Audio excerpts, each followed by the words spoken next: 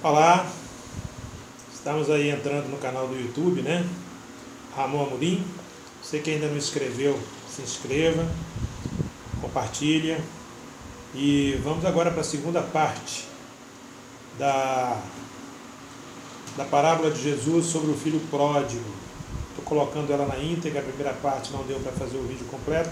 Então agora eu vim terminar esse restante, a segunda parte. Eu tinha parado o pai que dá uma festa, né?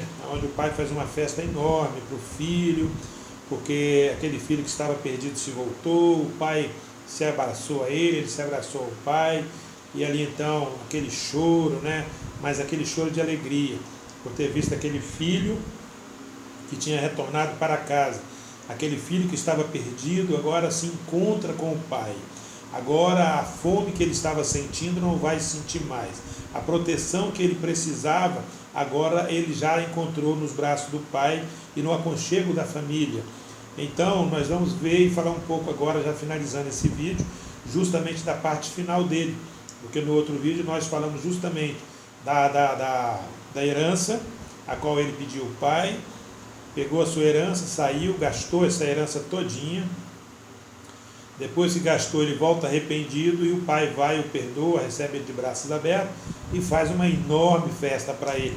E é nessa festa agora que nós vamos dar continuidade, a qual que fala, né, que os 3 primeiros presentes, objetos, sujeitos à medida que o pai deu para o filho. Que ele deu para ele roupa, anel e sandália.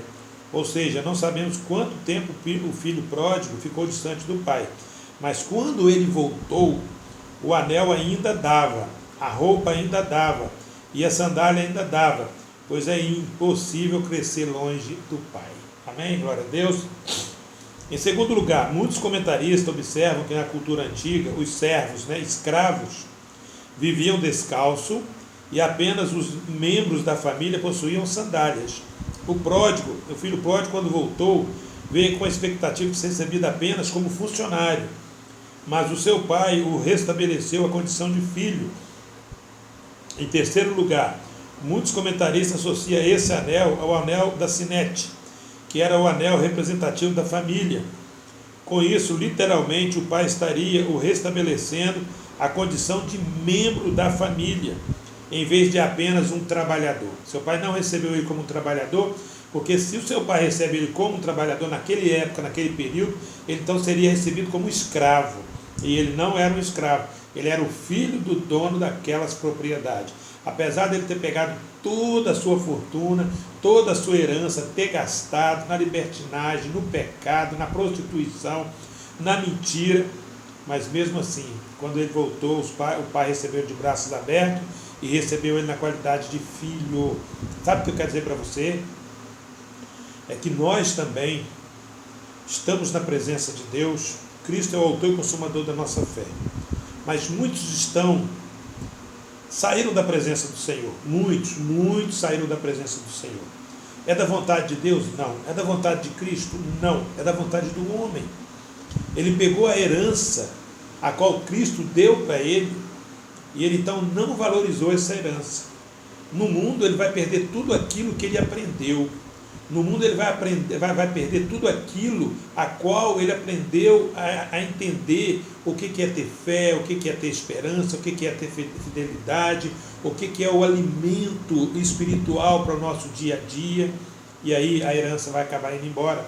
Então ele vai ficar à mercê do mundo. Foi o que aconteceu com esse filho pródigo.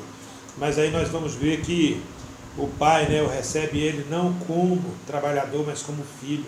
E assim também é cada um de nós, quando se afastarmos da presença do Senhor, levar e perder toda a nossa herança lá no mundo, mas o dia que nós voltarmos, Cristo nos recebe de braços abertos. Em quarto lugar, o bezerro cevado era um animal preparado para uma ocasião específica, e aquela era uma ocasião específica.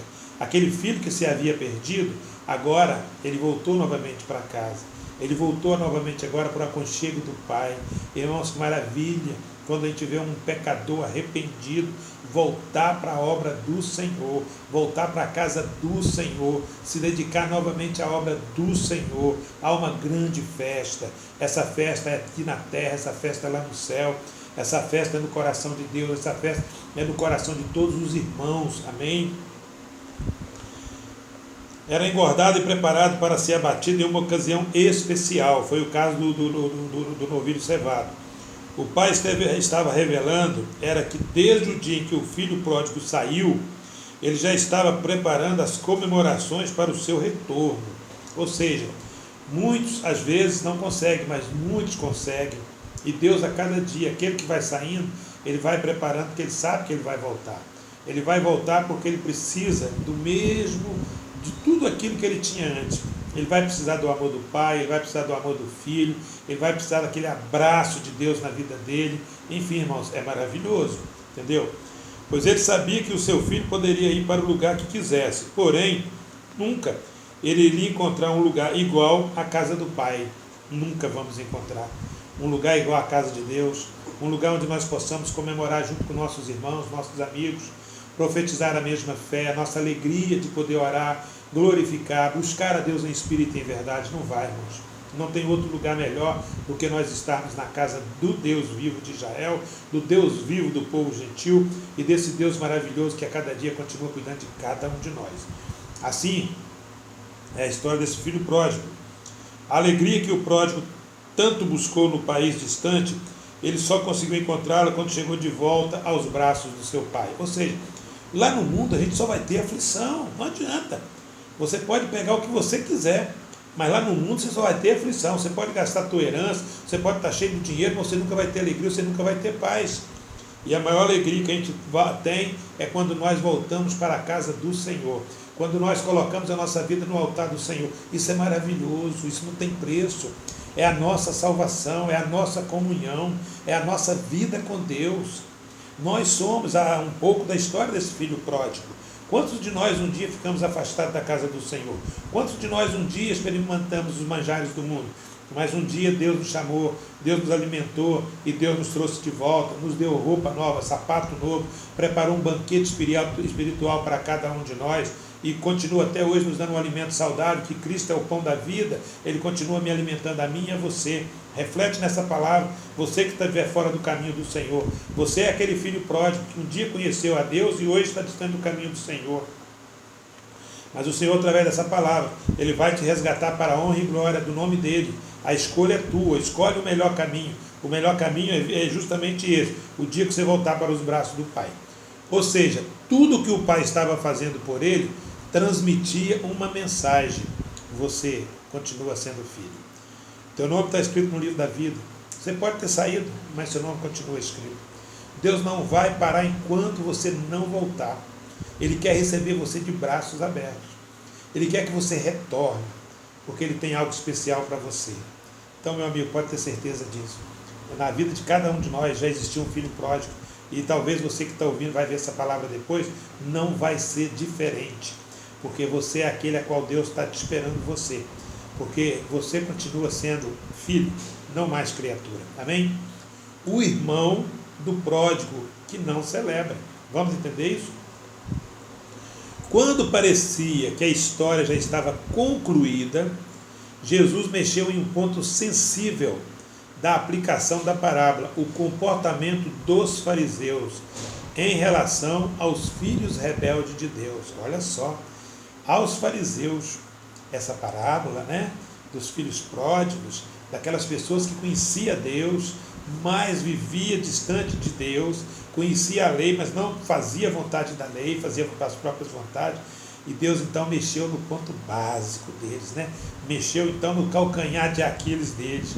E aí o comportamento dos fariseus em relação aos filhos rebeldes de Deus, que vai falar justamente sobre isso. Estranhamente, a quem pense que os versículos 25 e 32 não pertencem originalmente a essa parábola. Porém, não há nenhuma evidência textual ou histórica que corrobe com isso, até porque, como dissemos acima, essa parte final da história foi usada por Jesus para criar um paralelo entre a classe farisaica da época e aqueles que seguiam Jesus. Ou seja, nós filhos, né? Nós que estamos na presença dele, de Cristo. Aí nós vemos que Jesus, ao falar dessa parábola, ele também se referia ao povo fariseu, porque aquele povo fariseu é como se fosse aquele filho a qual está distante do caminho do Senhor, tem uma herança, goza dessa herança, mas não pratica para merecer essa herança. Por quê? Porque ali naquele momento viviam pela lei, mas não cumpriam a lei. O que adiantava, né? Então nós vamos vendo como Jesus, na sua imensa sabedoria, como Criador, Filho, como o homem, né, que se fez filho, veio a essa terra sendo Deus, e mostra como é que ele vai mostrando para as pessoas a diferença. E ele mostrou isso entre os que o servem e o povo fariseu. Os seus discípulos seria esse filho que ficou ali em casa, e os fariseus aqueles que têm a herança e um dia abandonaram essa herança. Mas esses fariseus, eles vão chegar o tempo deles, eles vão ter que um dia estar também fazendo a boa vontade do Senhor, eles vão ter que voltar para o caminho do Senhor, e Deus vai receber de braços abertos. Por quê? Porque a nação prometida de Deus é Israel. Então, nós vamos entender isso, porque que Jesus falava, qual é o propósito, qual é o projeto em relação a essa parábola. Essa palavra mostra justamente para mexer no calcanhar de Aquiles dos fariseus, daquele povo de Jerusalém, que naquela época estavam de todas as formas. Muitos ouviam a palavra e aplicavam, mas muitos só perseguiam a Jesus. E até no dia de hoje, meus amados, não é diferente. Muitos têm perseguido a Jesus. Tem muitos aí que outrora desfrutou dessa bênção, desfrutou dessa palavra, e hoje falam mal dessa palavra. Mas Jesus ainda fala assim: eu te recebo como filho.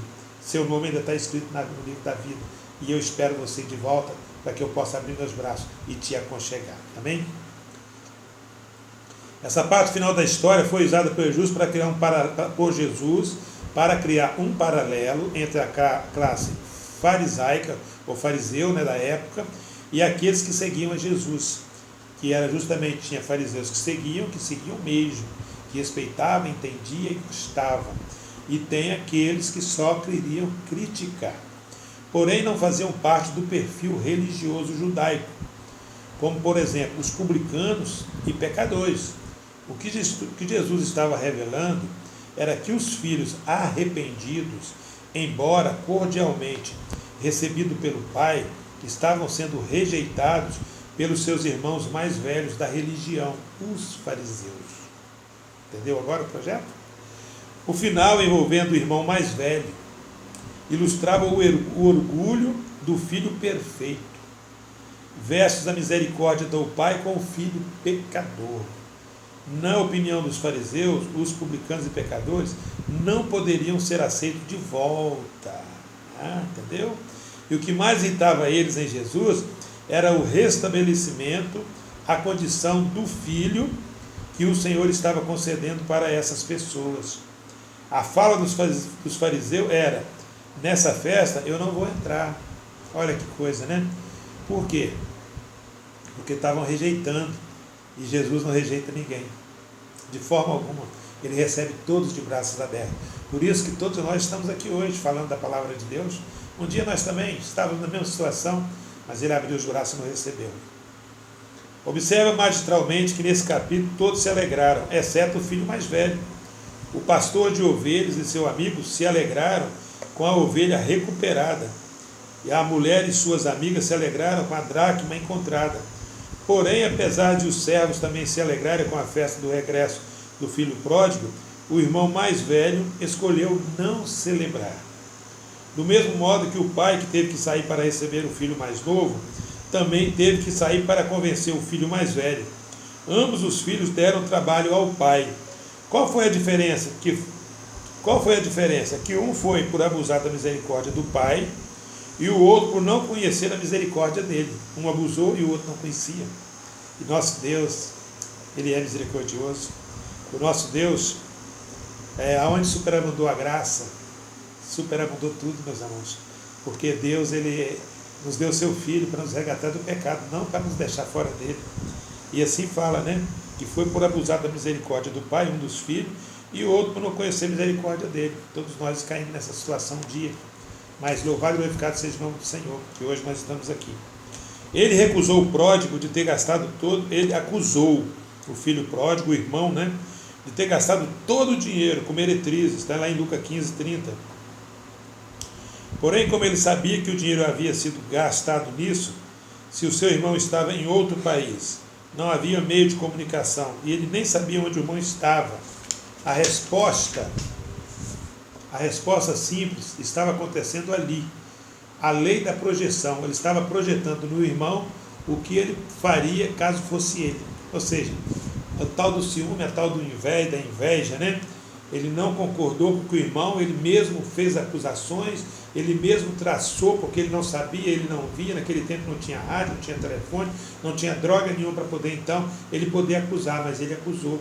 E ele falou tudo aquilo que talvez estivesse dentro do coração dele também.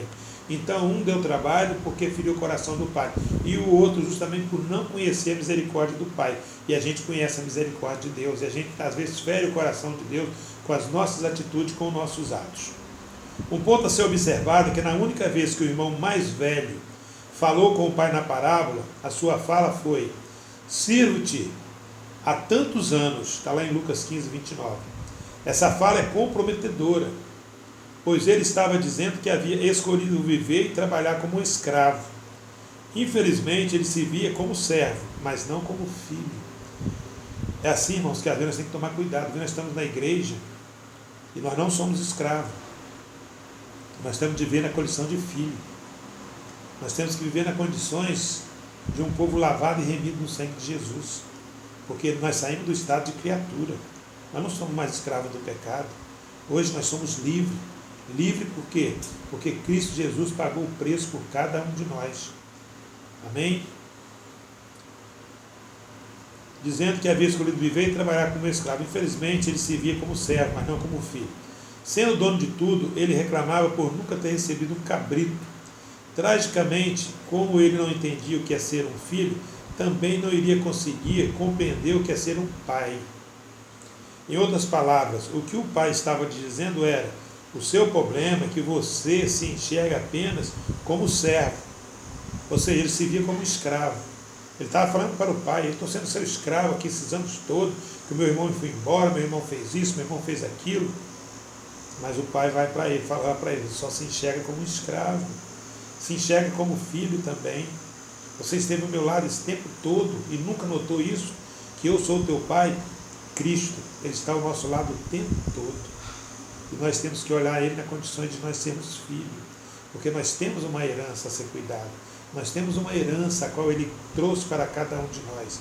E essa herança chama vida eterna. Não tem dinheiro que paga isso, meu amado. Não tem. O seu problema é que você se enxerga apenas como servo, ou seja, como escravo. E enquanto você enxergar apenas como escravo, você nunca vai conseguir desfrutar daquilo que é direito apenas do filho. Quantas bênçãos nós podemos desfrutar, quantas coisas maravilhosas nós podemos ter na presença de Deus. Nós podemos ter tudo, porque a palavra de Deus, mesmo com o apóstolo Paulo, ele fala: